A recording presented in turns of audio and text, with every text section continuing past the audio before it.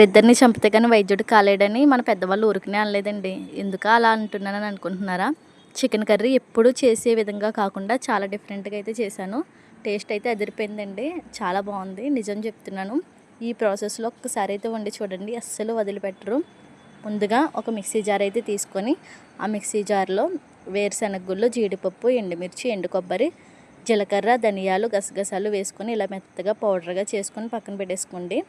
ఇప్పుడు కర్రీ కోసం ఒక దాకైతే మీద పెట్టుకొని ఆ దాక బాగా హీట్ ఎక్కిన తర్వాత అందులో ఆయిల్ వేసుకొని ఆయిల్లో ఉల్లిపాయలు, పచ్చిమిరపకాయలు వేసుకొని బాగా ఫ్రై చేసుకోండి పచ్చివాసన పోయేంత వరకు.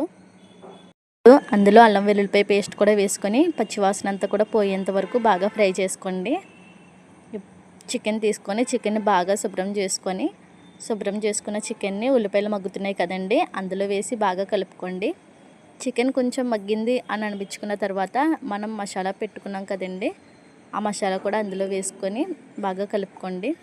ఇప్పుడు అందులో సరిపడినంత, మీకు ఎంత కావాలంటే అంత కారం, స్పైసీ కోసం ఎంత కావాలంటే అంత కారం అయితే వేసుకోండి. అలాగే చికెన్ ఉడకడానికి సరిపడినంత నీరు కూడా వేసుకొని బాగా కలుపుకొని మూత పెట్టుకోండి. మూత తీసి చూస్తేనే అర్థమైపోతుందండి మీకు, చికెన్ కూర గుమగుమలాడుతూ మంచి వాసన అయితే వస్తుంది.